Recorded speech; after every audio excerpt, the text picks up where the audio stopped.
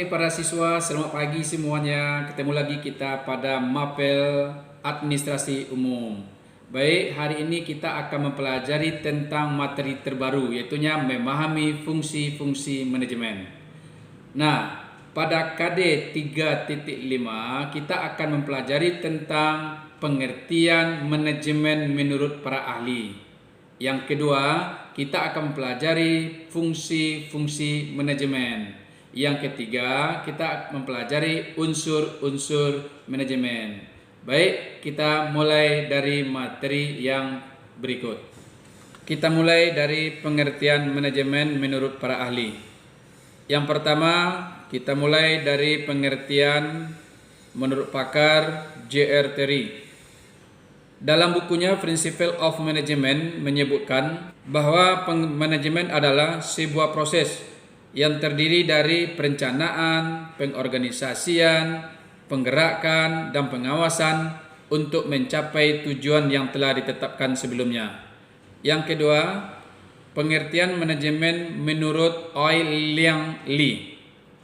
Menurut Profesor Oei Liang Lee, manajemen adalah seni untuk merencanakan, mengorganisasikan, mengarahkan, mengkoordinasikan, serta mengawasi manusia dengan bantuan alat-alat sehingga dapat mencapai tujuan tertentu. Berikutnya pengertian menurut Mary Parker Folleott. Manajemen adalah sebuah seni untuk menyelesaikan suatu pekerjaan melalui orang lain. Definisi ini bisa berarti tugas seorang manajer adalah mengatur dan mengarahkan orang lain untuk mencapai tujuan organisasi. Namun definisi ini bisa juga disalahartikan oleh beberapa orang yang mencari-cari kesalahan karena ada orang lain yang membantu menyelesaikan pekerjaan. Berikutnya pengertian manajemen menurut Henry Fayol. Henry Fayol mendefinisikan manajemen hampir sama dengan para ahli lain, yaitu sebuah proses perencanaan, pengorganisasian, dan pengawasan terhadap sumber daya yang ada untuk mencapai tujuan yang efektif dan efisien. Sedangkan menurut Lawrence A. Avley, dia mendefinisikan manajemen adalah sebuah keahlian yang dimiliki oleh seseorang untuk menggerakkan orang lain agar mau menyelesaikan suatu pekerjaan. Berikutnya kita bahas tentang fungsi manajemen. Untuk mencapai tujuan organisasi atau bisnis secara maksimal, para manajer harus mampu menguasai seluruh fungsi manajemen yang ada. Penjelasan mengenai fungsi manajemen menurut para ahli memiliki banyak kesamaan. Sekarang kita lihat fungsi manajemen menurut J.R. Terry. Menurut J.R. Terry, fungsi manajemen itu disingkat dengan POAK yang kita sebut dengan planning, organizing, actuating, dan controlling. Kita mulai dari perencanaan atau planning. Planning merupakan fungsi utama dari sebuah manajemen. Tanpa perencanaan, fungsi lain dalam manajemen tidak dapat berjalan dengan baik.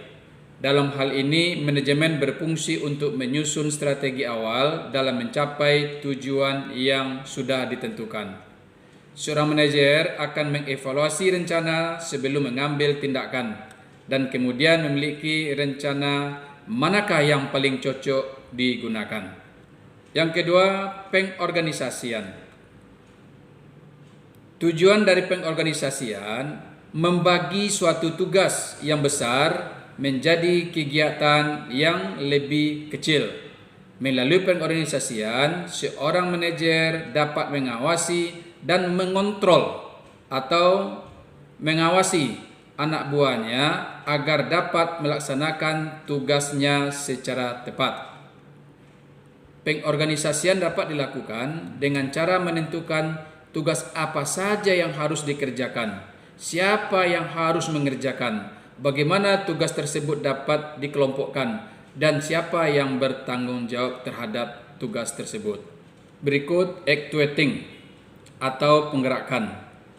Merupakan suatu penempatan semua anggota pada kelompok agar bekerja secara cadar yang bertujuan yang telah ditetapkan sesuai dengan perencanaan dan pola organisasi.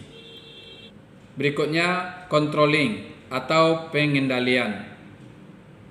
Fungsi ini adalah merupakan salah satu fungsi manajerial seperti perencanaan, pengorganisasian, pengaturan staf, dan pengarahan. Para siswa, sekarang kita bahas tentang unsur manajemen. Dalam melaksanakan fungsi manajemen, sebuah organisasi atau perusahaan membutuhkan sumber daya manusia yang dikenal dengan unsur manajemen.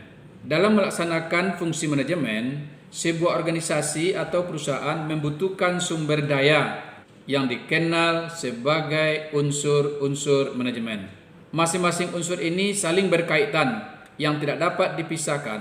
Jadi, jika salah satu di antaranya tidak ada atau tidak sempurna, maka akan berdampak pada pencapaian tujuan perusahaan. Unsur-unsur tersebut adalah sebagai berikut. Yang pertama, manusia. Sumber daya manusia adalah unsur paling utama untuk menjalankan fungsi manajemen, karena semua kegiatan dilaksanakan oleh manusia, mulai dari perencanaan hingga pelaksanaan dikerjakan oleh manusia. Jadi, jika unsur manusia tidak dipenuhi, maka tidak akan pernah ada aktivitas organisasi atau perusahaan. Yang kedua, unsur uang. Uang merupakan alat tukar sekaligus alat ukur suatu nilai. Besar kecilnya sebuah kegiatan dalam perusahaan dapat diukur melalui seberapa besar uang yang dikeluarkan untuk menanggung biayanya. Tersedianya uang sebagai modal membuat manajemen lebih leluasa dalam mencapai tujuan akhir perusahaan. Yang ketiga, material.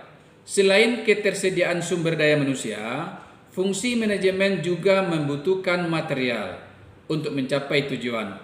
Material ini merupakan bahan baku, dapat berupa barang jadi atau barang setengah jadi. Berikutnya, mesin. Pada saat sekarang ini, mesin memang merupakan salah satu alat yang sangat membantu proses pekerjaan manusia. Dengan keberadaan mesin, proses pekerjaan menjadi lebih efektif dan efisien, sehingga mesin dan manusia tidak bisa dipisahkan selama perusahaan menjalankan kegiatannya. Unsur berikutnya adalah metode. Untuk memperlancar pekerjaan, diperlukan sebuah tata cara pelaksanaan kerja yang dikenal dengan SOP atau Standard Operating Procedure. Metode ini digunakan untuk pelaksanaan pekerjaan dengan mempertimbangkan tujuan, waktu, biaya, fasilitas yang ada agar lebih efektif dan efisien. Unsur berikutnya adalah pasar atau market. Pasar adalah salah satu unsur untuk menentukan apakah produk atau jasa yang dikeluarkan oleh perusahaan diminati oleh pasar.